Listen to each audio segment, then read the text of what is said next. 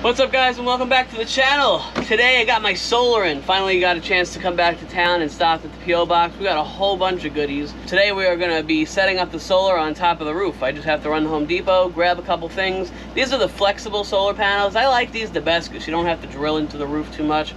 It's just super easy to install. So I'm going to go grab some stuff from Home Depot and then I'll show you guys what we got in these boxes. Alright guys, just got back from the store.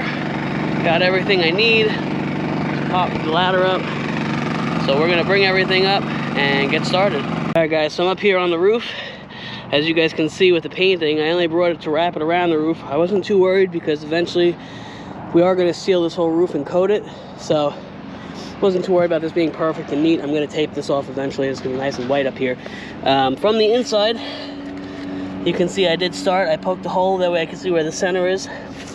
And I aligned it with where I'm going to keep my Jackery, which is going to be over here in this corner. So I'm going to have the wire come in, it's going to run along the roof and come right down. Alright guys, pulled the solar panels out. They're pretty long. I was thinking they were a little shorter and a little wider. But they are a little longer, which is fine. I can still fit a ton of them up here. Especially if I put them butt up to butt up. But, I mean, you can see I have a ton of room. I could probably put almost 2,000 watts of solar on this roof if I really wanted to. And eventually I may do that when I actually do like a battery bank and a solar. But for right now, we're just using this to charge up our Jackery 1000. That way it'll keep the fridge running and I don't have to constantly run the generator to keep that charged up every 3 or 4 days. So this will be really good. Alright guys, so wiped off around the roof. Put the construction adhesive that I used down. Drilled the hole through the roof. So we have all the wires running down. Sam plugged it in. Currently we're getting 108 watts. So, and the sun is kind of starting to go on an angle.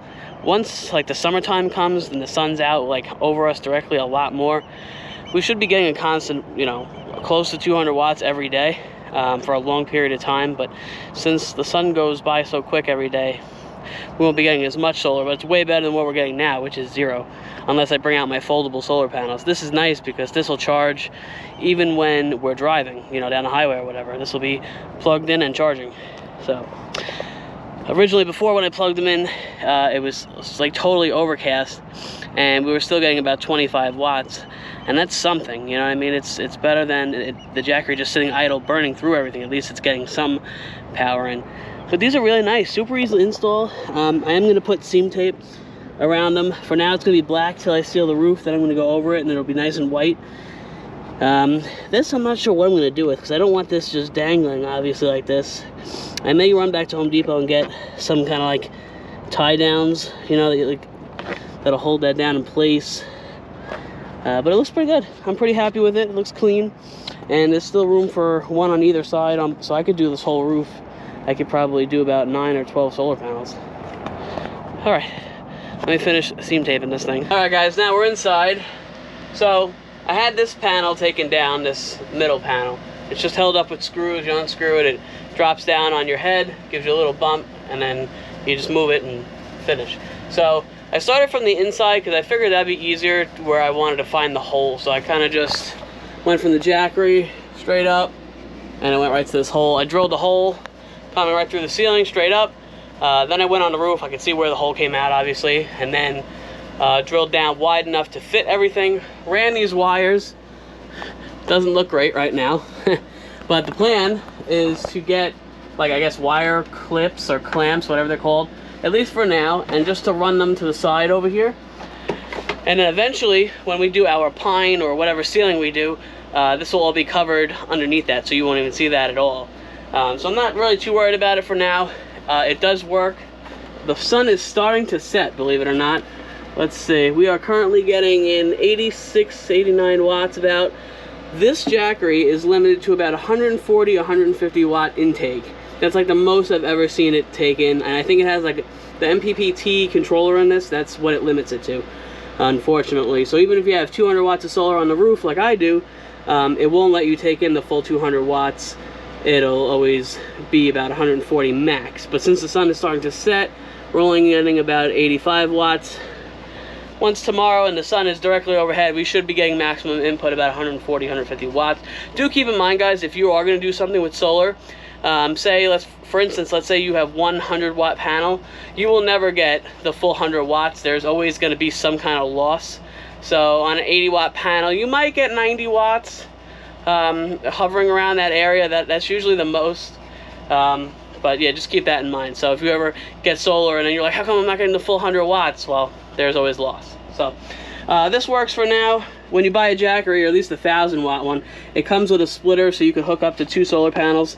I did have to buy, this is actually a conversion piece. This goes from an MC4 connector, which is a normal solar panel connection, to an 8mm jack, which is this connection right here, 8mm. This one also came with, I think it's a 6mm or something, much smaller. I don't know where it is right now at the moment, but it comes with a smaller one as well. So if you ever need something, you know, a different size for whatever power station you have or whatever kind of solar setup you have, that might work for you.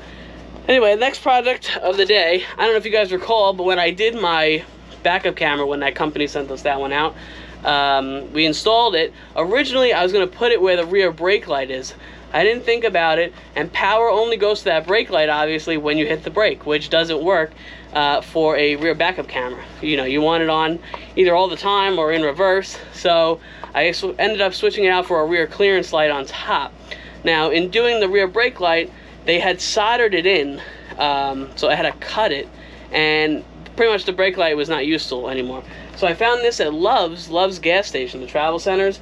This is a Road Pro rear mic, rear brake lens, and it has the whole setup in it, has the wires in it.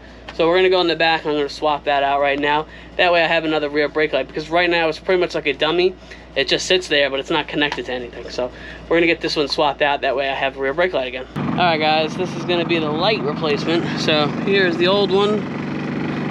Here's the new one. Looks a little better. Looks like the sun didn't bake on this one so much, you know.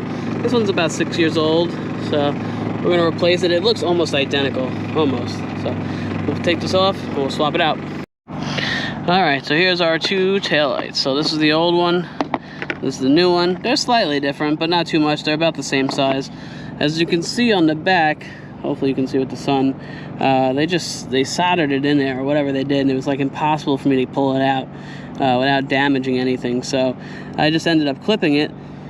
And then this one has a brand new positive and negative terminal, so we'll just hook that up and we'll be good to go. Well, that was easy. 2 wires, and now we are good to go, and our brake light is back in action.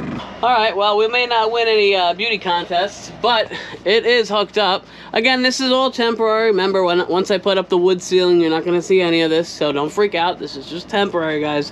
But I did go ahead, I ran back to Home Depot since we're not too far away. And of course, I don't mind taking the bike for a nice ride. I got some of these, what are called cable clamps. These were $1.48 for a whole pack of 15 of them. And they just pretty much hold everything up, you know, button it up so it's nice and tight. Wires aren't just hanging down. You know, is it beautiful? No, but it is working. And keeping the Jackery nice and charged up. So right now, if you press the display, we are not taking anything in. The Jackery will not take any power in unless it goes down below 99%. So right now we're sitting at 100%. So we're obviously not going to take anything in, even though we are still plugged into solar. But the sun is starting to make its way down. Of course, it's like 5 o'clock now. I'm surprised the sun isn't down yet over here in Florida. But it looks pretty good. I am super happy with that project, and with the back brake light. That was nice and easy. I wanted to get the rims done today. I was going to spray paint them, but Home Depot didn't have the paint in, and they're not getting it in till I think the 11th or the 12th, which I will be out of here by then. We're going to be hitting the road soon, guys. So we have a campground hooked up for Ocala. I am super excited about that. It's a free campground. We've been there a while back when we had the conversion van. It's a really nice place. So we're going to be taking you there. We're going to be hanging out there for 2 nights. And then we're going to keep heading north, guys, and we're going to get out of Florida for a little while. We're not going to go too far, only because Schoolie Swarm is coming up in February, so I don't want to, like, you know, head way west or north, and then, you know, we have to trek all the way back. So we're going to hang out in this area, maybe Alabama or Mississippi, and then we'll probably swing around, come back, and just hang out here till School Swarm. If you guys haven't checked out School Swarm, highly suggest you check it out. You can Google it, or you can even check it out on Facebook. They have a whole Facebook page and everything. So it's a really nice event. A whole bunch of people get together. They're supposed to be doing a lot of different activities and stuff. That's going to be over here in Florida. I will put all the details down below in case you guys are interested. And of course, if you have any questions, you can hit Sam up on Instagram or shoot us an email. Our email address is down below for any of you guys who have questions about anything. But that's about it for today, guys. I'm going to end this vlog so I can start editing it. That way it gets up for you guys for the morning. But I hope you guys are all doing great. And I'll see you guys in the next video.